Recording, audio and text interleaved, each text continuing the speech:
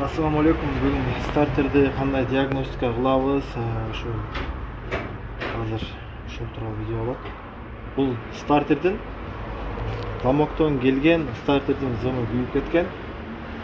Толук чачтык, ичинде ар бир мындай кайсыл жерине карап диагноз коебуз. Эң эле алгач щотканы биринчи щоткалары баары бүтүнбү, бүтүн, узун, түгөн элек, анан артына пластиктер эрип кетет, эриген жок. Мыногу щотканы кармаганда пластик бuyaktan трешна кетип калат, трешна жок, таза. Мынакей бардык жери бүтүн. Демек, иштеген запчасть уже бул жака коебуз. Экинчи запчасть якор. Якордун биринчи бул щотка турган жерлери эрип кеткен жокпу, могу зуптары чыгып кеткен жокпу, эрип жок. Бардык круг таза турат. Экинчи бул учу жана артындагы втулкага турган жерлери тазабы, же болбосо сарапин болуп кеткенби, мына задний крышканын артына салып көрөбүз. Раз салдык, люфт жокпу? Жок. Значит, крышка, то есть точнее втулка целый. Анан кийин биякта передний втулканы салабыз. Эки жака люфт жокпу? Люфт жок. Значит, втулка нормально. Мындай каждый текшерген запчасть бул жака коебуз да. Якордун өзүнүн втулкаларын текшердик. Мына бендекс чыгарган жок. Негизи бендекс отдельно запчасть. Бул бендекс бир жака айланат, экинчи жака айланбаш керек. Текшергенде мындай бир железак нерсесин коебуз. Пальчикти чтоб мындай жерине коюп алабыз. Айланып атабы, айланбай атабы көрүш үчүн. И муну акырын айланбаган жагынан скручить этебиз. Эгерде машинада өзү bundan да катуу урат. Эч нерсе болбойт ургандан, ошон үчүн уруп текшеребиз.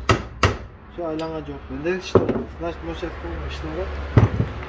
Вытягивающая вилка бул пластиковый болот, эрип кеткен жокпу, же жээрип кеткен жокпу, бул таза.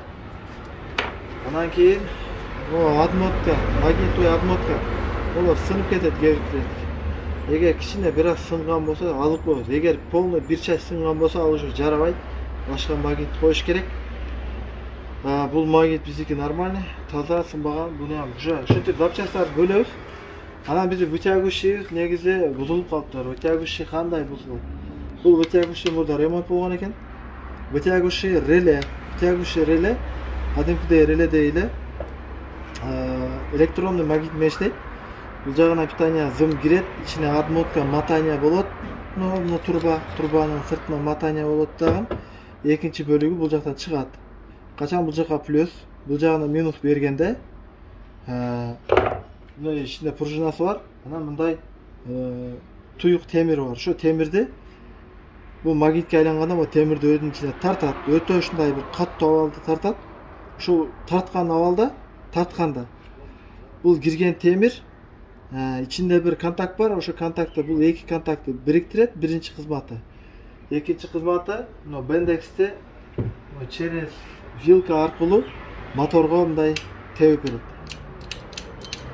Ошондо биздин вытягивающийбиздин каяк күйгөнүн каяктан билдик? Биринчиден мурда bundan масса алынып турат заводскойунда. Мына келгенде мынакей заводской вытягивающий реле мынакей.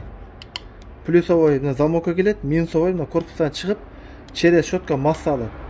Мурда мына массаны үзгөн. И потом бул жерден мына корпуска пайка кылган.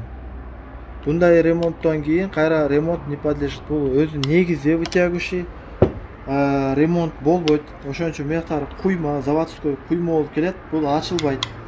Ичи күйүп кетеби, контакттардын буттары эрип кетет көбүнчө. Бул только алмашат. Эмне үчүн бул ремонт болбойт десе, бул эгерде короткий замыкание кылса, аккумулятор жарылып кетет, же болбосо буга келген силовой провод полностью күйүп кетет, же болбосо клемма астан үзүлүп кетет. Айтор көбүрөөк нерсе жоготуп болот. Ошондуктан бул вытягивающийди атайын заводской одноразовый кылып чыгарышат. Буну жасашка аракет кылбагыла. Эгер көчөдө калып кетип, машина мисалы бир автомат болуп калып, ошо сервиске чейин келиш керек болсо эле, ушинтип жасап, эктеп алып келсе болот. Андан кийин сөз алмаш керек. Эми буну кайра чогултканда мен буга чейин да бир тарткам стартер. стартер көп машинадан чыгарылбайт. Ошондуктан бунун саморезleri, болттары өтө баянда болуп кетет. Грязный болуп, анан мындай отвертка салган жерлери, резьбалары, сварка болгондой болуп катып калат дагы. Эгерде туура катырып туура чечпесеңиз, резьбалар өлөт, андан кийин уже кийинки ремонт кылган адам кыйналат, же болбосо жакшы катпай калып, кандайдыр да кыйынчылыктар болот. Ошон үчүн стартер болобу, генератор болобу, мындай кичине бир внимательно сборка кылыш керек. Андан кийин эми бул көп убакыттан бери эми чыгып атат. Ошон үчүн салганда сөзсүз мындай майлап дегенде бир серап ушу менен дагы иштей тургандай кылып салышыбыз керек. Анан кайсыл жерлер майланат, кайсыл жерлер майланбайт. Ошону дагы так билип алайлы. Эң алгач стартерден негизги часть кандай аталат билбейм. Ушул жерге якорь салынат эң биринчи. Якорь саларда мына бул жер смазка болот, өзүнүн атайын литолу болот. Менде ал жок. Ана обычный литол кылыштын кереги жок. Ал литол өзүнө бир аз грязь топтогондон кийин мунун кыймылдашы секин болуп калат. Эгер боло турган болсо, ВД-1000 да чачып койсо болот. Биз ошондой кылабыз. ВД-1000ден бир аз чачып коебуз. Көп дагы эмес, бир аз.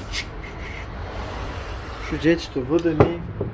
Андан кийин втулка турган жерин майлайбыз. Майлаганда литол, обычный литолго жери бата турган болуп атайын жасалган. Салабыз, раз болду. Салабыз, айлантырабыз, болду. И ушу менен салабыз втулкага. Втулкага салганыбыздан кийин вилкасын салабыз. Вилка эки тараптуу болот. Оң тетирис болот. Мына чукур жагында ямочка вытягивающийдин мындай жери илинет, мынакей.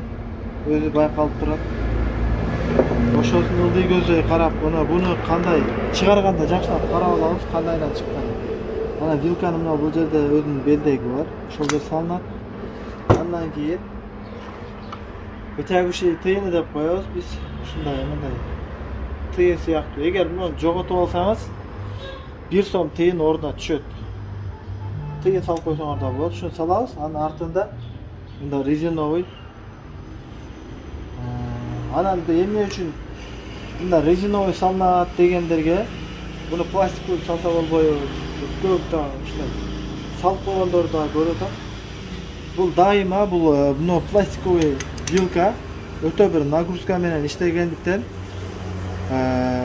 өтө бир чоң нагрузкада бул кандайдыр бир амортизация сыяктуу болуп, ошол вилканы сынып кетиштен сактайт. Эгер бул жака бир катуу металл коюп койсоңор, өтө катуу татканда вилка сынып кетиши мүмкүн. Ошондуктан заводдо бардык вытягивающийлерге ошол жерге резина коюлат. Же болбосо пружина коюлат. Так, ушундай салдык. Буну салгандан кийин отмотка, магниттүү отмотканы салабыз. Бул жагына, бул жерде мындай ямочкасы бар. Ошо ямочка бул жерге өтүп плотно келип түшөт. Андан кийин щетканы салып алабыз. Биз жаңы келгенде бул жакта пластиковый щетканы кармаган атайын держатель болот. Бизде жок, 24 головка ошонго түшөт. Анан резьба жагына колу салабыз. Мисалы артына туюп, бул жагынакей резьба жок. Эки резьба көрүнүп турган жагынан колубуз менен ушул жагынан щеткаларды басабыз, мынакей. Щетканы ушул жагынан колубуз менен басып туруп, 24 головканын тетири абалында, мына көмкөрүлүп турган абалында салабыз. Анан басабыз. Мына мындай болуп кармагыч болуп калат. Анан кийин мына плюсовой, бул жагы минусовой. Мына минусовой жагы обычный саморез, плюсовой жагында мындай эшикке чыгып кетет. Ушул плюсовой эч кандай мына масса, ушу массага тийип калган жокпу?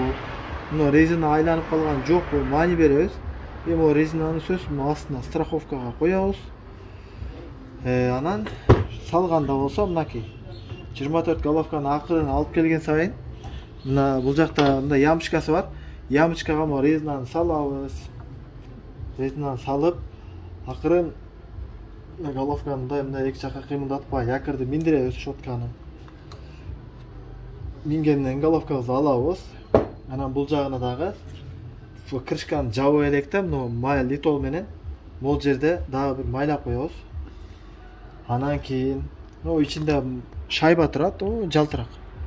Бизде шайба түшкөн жок. Шайба түшүп калат да, кайра алып төз салып коюш эстен чыкпасын. Себеби ошол шайба якордун ошол жейин кетпей кармап турат. Себеби бул якор катуу оборотто айланат. Могу втулканы тиги пластмасса жеп салбаш керек. Так. Анан крышканы жабабыз. Крышканы жапканда бул жерде эки саморез кичинекей. Ошонго мына көрөйлөр, мына крышкада. Бул эки саморез каткан жер карама каршы жерде буну кысып турган болттор катары. Ошол анан крышканы карасаңар, бул жеринде мындай топокчо турабы, байкалабы, мына тиякта. Ушул жери мына айланганда бир эле жерде бар ушундай мына метка. Ушу метка шотканын резинасы турган жерге турат. Ошону ошол жерге каратып салабыз. Эң биринчи ушуну салып бүткөндөн кийин шоткалардын массасын катырган маленький болттор бар. Шу болттарды илештирип алгыла. Себеби катырып алгандан кийин капка кыймылдабай калганда кыйын болуп калат. Анан мына болттарындагы бир жолу мындай литолго мындай салып чыгарсаңар үчүн болду. Салабыз.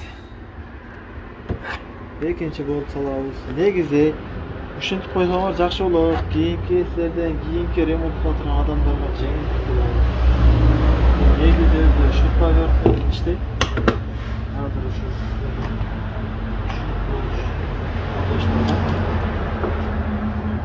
буларды, жетилерди биринчи чогултканда, биринчи кол менен резбанын акырына жеткенге чейин чогултасыңар.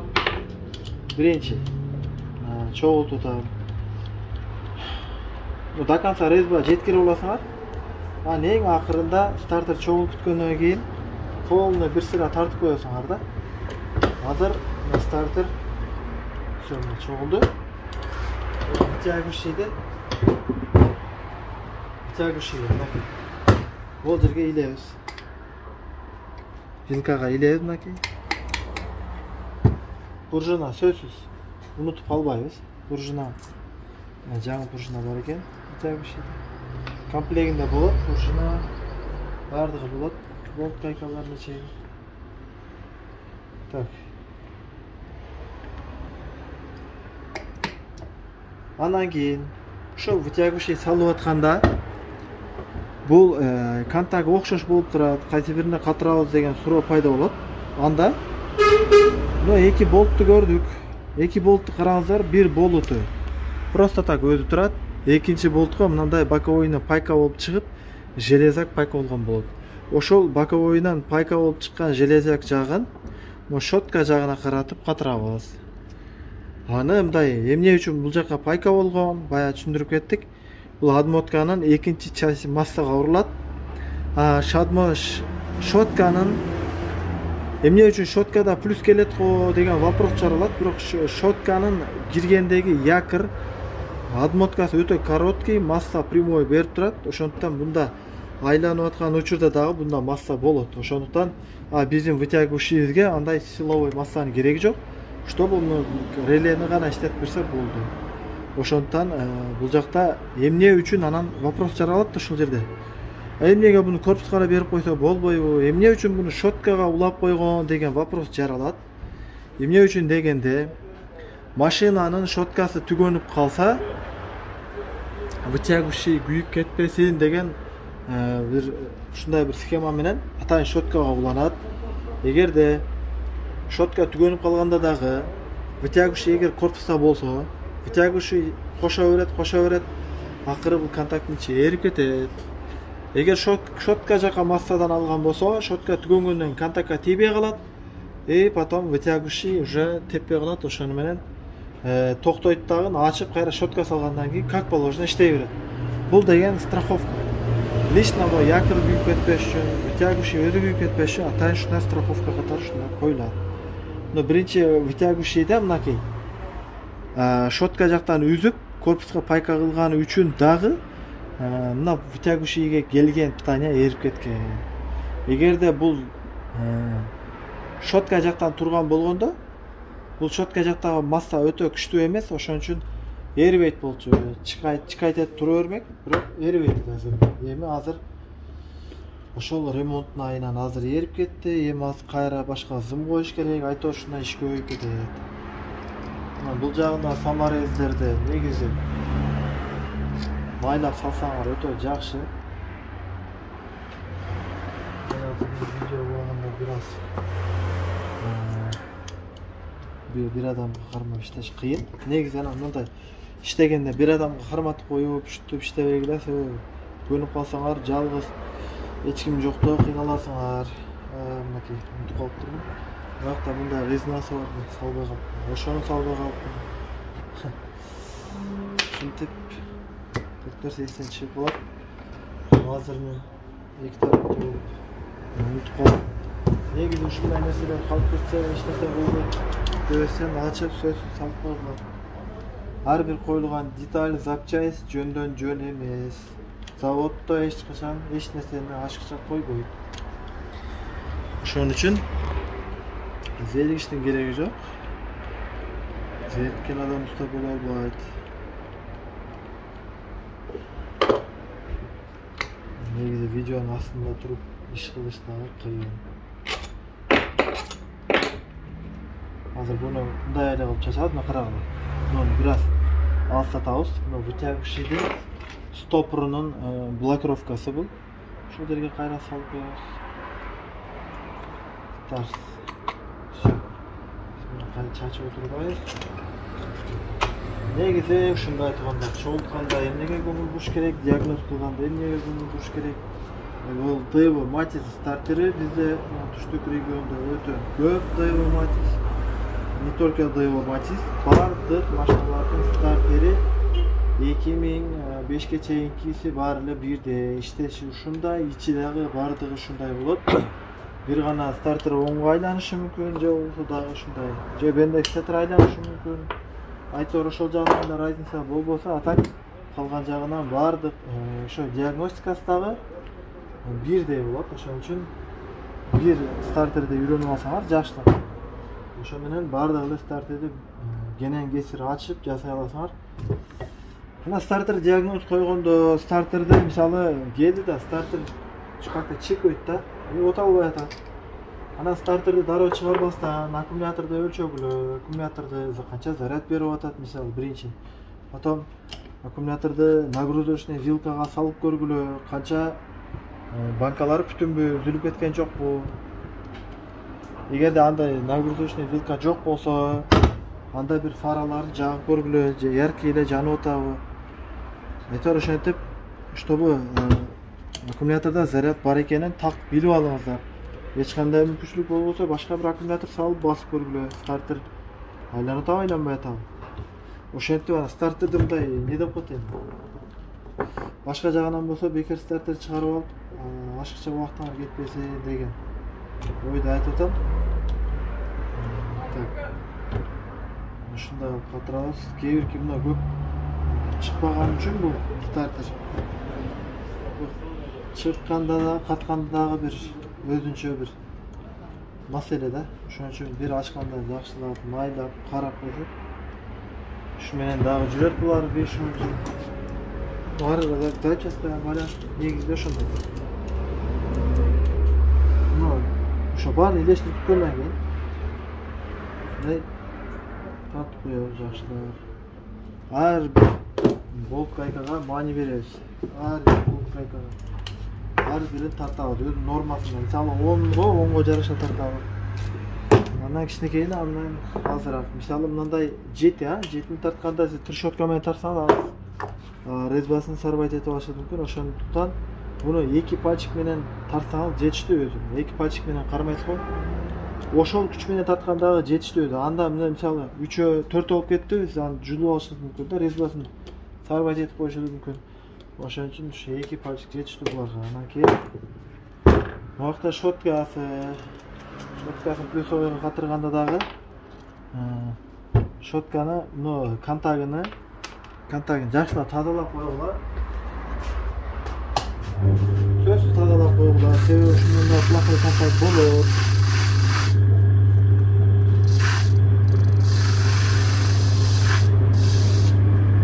Wi-Fi kontakт болбош үчүн тазалап, анан кийин ошол эки шайба турат. Караңыздар, обычный шайба, бул шайба муну толук түрдө басып турат. Экинчи шайба болсо, бул гайканы бошоп кетпеш үчүн коюлат атайын. Ошонго заводдо ашчы талканып турбай деп бирин салбай койбоңуздар. Сөзсүз салгыла.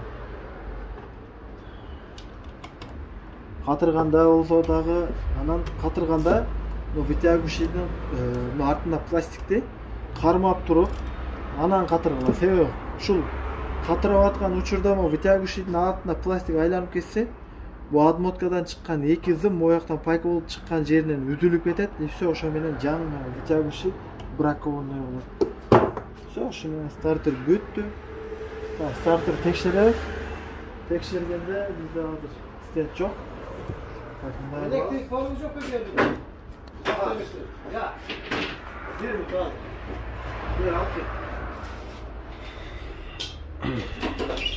Так, стартер. Аккумулятор кайда? Аккумуляторун алып кел. Бул жака кой аккумуляторду. Негизи стендти текшерет.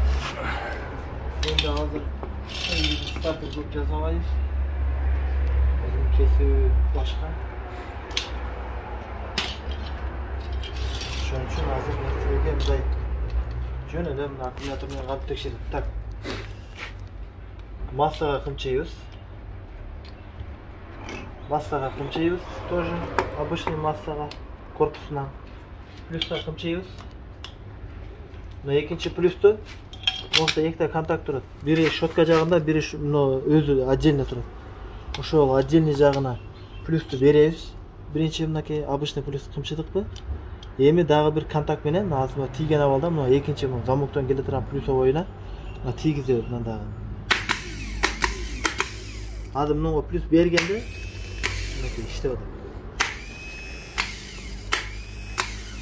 Bunga же болбосо бияка плюска тийгизип алып туруп, анан бир штекер аркылуу тийгизсек да болот. Негизи мынакей. Ошо айырмасы жок да. Плюска тийгизиңизди биринчи болтка. И вытягивающийди через типа замок менен кошкондой эле да. Раз.